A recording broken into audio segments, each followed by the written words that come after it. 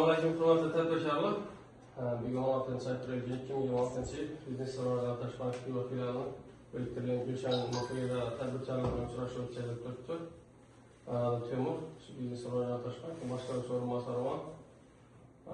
Bizning banklik nima masalalarimiz bo'lsa, bizning bankga biriktirilgan agentimiz bor.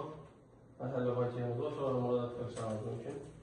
Bizning biriktirishimizdan asosiy maqsad shu edi, mahallada tadbirkorlikni yo'lga qo'ydiman degan tadbirkorlarga sharoitlar yaratish, kreditlar ajratish maqsadimiz. Shuni rivojlantirishga katta hissa qo'shish uchun bizning bankimiz biriktirilgan.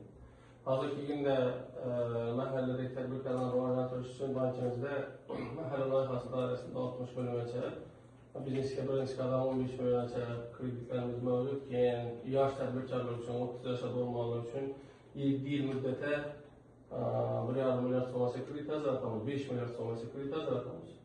Ammo tartibini chiqarib desak, 84 ta muddatda beriladi, 2 yil imtiyozlar bilan rahbariyat ta'sischisi 30 yoshdan 30 yoshga yetmagan bo'lishi kerak. Shuning tartibida pulni chiqarib berish sharti bilan ajratamiz. Yo'q, jismoniy shaxs bo'lib, tomorqada rivojlantirish programmasi uchun mol boqamanlikdan bo'lsa, mini xususiy xarchlamanlikdan bo'lsa 60 millioncha kreditimiz bor. 36 ta muddatda beriladi, 6 ta imtiyozi davri bor. Plastik kartalar tashlab beriladi. Mahalla agentimiz banklerimizda shöyle faoliyat yurtdoshligini to'g'risida monitoring o'tkazadi.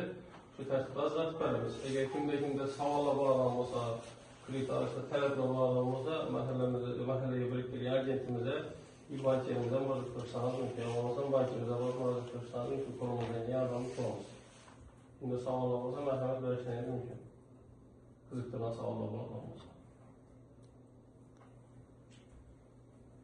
Bir savolga tushunmayapsizmi?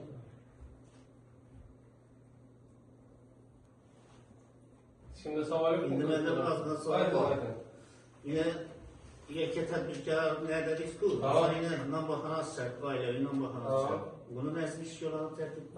Nambaxonasi ham bo'lsa, misol uchun xamirlar, mikserlar, bu qanchani chiqargan, duxovkalar va katta shulardan bo'lsa, shularga shartnoma kelsak chiqarib berish yo'li bilan kredit ajratamiz. Hozirgi qaror bo'ladi. Keyin 312-qarorlar bilan berishimiz mumkin. Uni 84 ta muddat hozir 6,5 yil bo'ldi. Onun faizi 20%, 18%dan 20% esa bo'ladi. 2 yil imtiyozlar bilan shartnoma kelsa, shartnoma asosida chiqarib beramiz. Yo'q, men bir joyni o'zim qilib qo'yman. Noma'xona qilib turibdi, shuni rivojlantirish uchun olacaksınız yana. Qo'shimcha unga taban bo'lsangiz 60 millioncha beramiz. 60 millioncha plastik kartalar tashlab beramiz. Plastik kartalar tashlab beramiz. Jismoniy O'tgandan hozir ishga shu ulg'aytiracakmizda. Bo'ladi.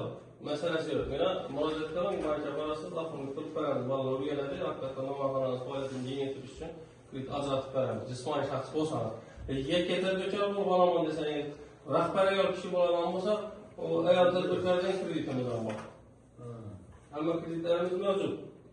Sizlarga qo'shimcha rivojlanishingiz uchun ko'maklardan kreditlarimiz mavjud. Kimda istek bo'ladigan bo'lsa, Yoshbekka murojaat qilasizlar, shunda bo'ladi. Bo'lmasa nazimatga sizlarga yo'nalish ko'rsatib, hammasini yo'llarini o'rgatadi. Banka bozorida qonun qilib qo'yamiz.